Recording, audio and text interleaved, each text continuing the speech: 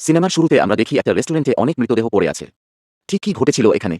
এই মানুষগুলো কিভাবে মারা গেল? এই রহস্য জানার জন্য গল্প ফিরে যায় অতীতে। আমরা দেখি সিনেমার মূল চরিত্র ন্যান্সি মাঠে প্রেগন্যান্সি টেস্ট করছে। আর তার রিপোর্ট পজিটিভ আসে, যেটা দেখে সে ভীষণ ভয় পেয়ে যায়। কারণ সে তখনও অবিবাহিত ছিল আর এই সবের কোনো পরিকল্পনাও ছিল না। এখন ন্যান্সি আসে তার বাবার রেস্টুরেন্টে টেনশন নামের এক জায়গায়, যেখানে সে নিজেই ম্যানেজার হিসেবে কাজ করে। রাস্তার মাঝখানে তার গাড়ির পেট্রোল শেষ হয়ে যায়, তাই সে বাকি পথটা হেঁটেই যাওয়ার সিদ্ধান্ত নেয়। এই সময় তার দেখা হয় বাইসাইকেল চালিয়ে আসা ববির সাথে, যে তাদের রেস্টুরেন্টেই একজন কর্মচারী। ববি ন্যান্সিকে লিফট দেয় আর তারা একসাথে রেস্টুরেন্টে পৌঁছে যায়।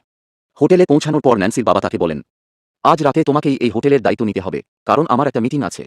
ন্যান্সি মাথা নাড়ে, কারণ তার মনে হয়েছিল সে সব সামলে নিতে পারবে। তার বাবা বলে, তোমার সাহায্যের জন্য আমি জ্যাককে এখানে রেখে যাচ্ছি। কিন্তু এটা শুনে ন্যান্সি রেগে যায়। কি এমন ঘটেছিল সেই রাতে? কিভাবে সবকিছু নিয়ন্ত্রণের বাইরে চলে গেল? জানতে হলে অবশ্যই দেখো আমাদের পরবর্তী অংশ।